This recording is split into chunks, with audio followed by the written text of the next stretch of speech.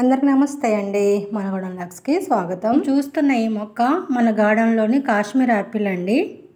ఇది 3 years plant అండి. మన గార్డెన్లో పెట్టి 3 ఇయర్స్ అవుతుంది. మొత్తం నీళ్ళలో ఉంటుంది. ఇది యాపిల్ ప్లాంట్ అనేది చాలా రేర్ ప్లాంట్ అండి. చాలా అతి తక్కువ మంది దగ్గర ఉంటుంది మొక్క.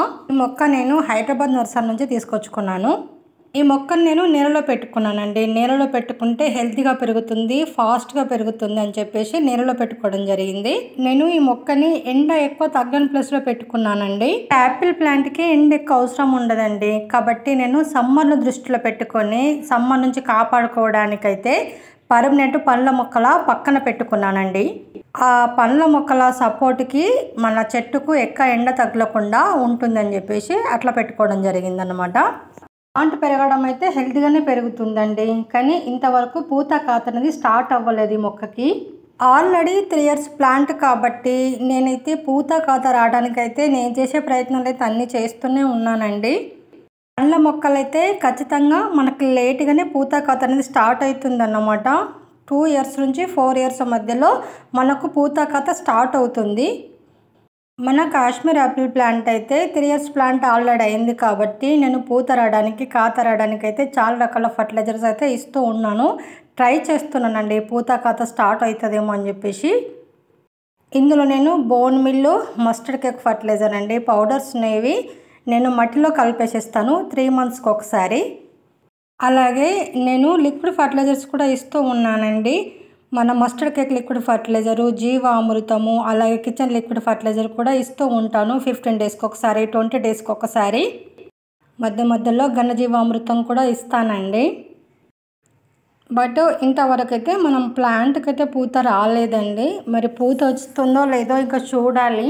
ఈ మధ్య కాలంలో మన తెలుగు రాష్ట్రాలలో కూడా యాపిల్ సాగు అయితే చేస్తున్నారండి. ఖచ్చితంగా అయితే మన తెలుగు రాష్ట్రాలలో కూడా యాపిల్ అయితే పండుతుంది. కాబట్టి మన మొక్కకు కూడా ఖచ్చితంగా పూత కాత వస్తుందని ఎక్స్పెక్ట్ చేస్తున్నాను అన్నమాట. కానీ మనది మొత్తం ఆర్గానిక్ కదండి. కాబట్టి కొద్దిగా లేట్ రిజల్ట్ ఉంటుందేమో అని అనుకుంటున్నాను. నేనైతే రిజల్ట్ కోసం చాలా వెయిట్ చేస్తున్నానండి. మన గార్డెన్లో ఎప్పుడెప్పుడు మన యాపిల్ ప్లాంట్కు పూత కాత స్టార్ట్ అవుతుందా అని చెప్పేసి ఇంకా చూడాలి, వెయిట్ చేయాలి. యాపిల్ ప్లాంట్ మనకు పెద్ద పెద్ద నర్సరీలలో ఉంటుందండి. నేను కొనుక్కున్నప్పుడే 500 దాకా పడింది ప్లాంట్. మేబీ ఇప్పుడు ఏమన్నా రేటు పెరగచ్చు. మనం నర్సరీ నుంచి కొనుక్కొచ్చుకునేటప్పుడు గ్రాఫ్టెడ్ ప్లాంట్ మాత్రమే తెచ్చుకోవడానికి ట్రై చేయాలి. అది తొందరగా కాత పూత వస్తుంది.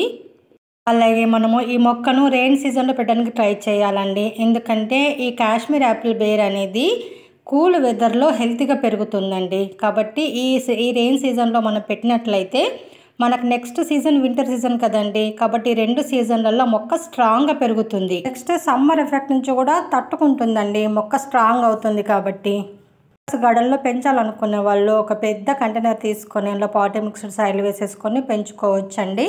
గార్డెనింగ్ చేసే వాళ్ళు మన వీడియో ఎవరైనా చూస్తున్నట్లయితే మన యాపిల్ మొక్కకు ఎలాంటి ఫర్టిలైజర్స్ ఇస్తే తొందరగా కాత పూత వస్తుందో కొద్దిగా చెప్పండి. నేను ట్రై చేస్తాను. అన్నీ అందరికీ తెలియాలని లేదు కదండి. నాకు తెలియని విషయాలు కూడా మీ నుంచి నేర్చుకోవడానికి నేను ఎప్పుడు రెడీగానే ఉంటానండి. కామెంట్ చేయండి తెలిస్తే. ఇంతకన్నా ఇన్ఫర్మేషన్ అయితే నా దగ్గర లేదండి. ఎందుకంటే మన చెట్టుకు కాత పూత వచ్చినప్పుడు నేను ఫుల్ ఇన్ఫర్మేషన్ ఇవ్వగలుగుతాను. ఇదండి ఈరోజు మన వీడియో అయితే మీకు నచ్చిందా? నచ్చితే లైక్ చేయండి, షేర్ చేయండి, మన ఛానల్ సబ్స్క్రైబ్ చేసుకోండి ప్లీజ్ అండి. సపోర్ట్ చేయండి. ఇలాంటి మంచి మంచి village organic gardening ideas tips కోసం మన ఛానల్ ఫాలో అవ్వండి. Thank for watching.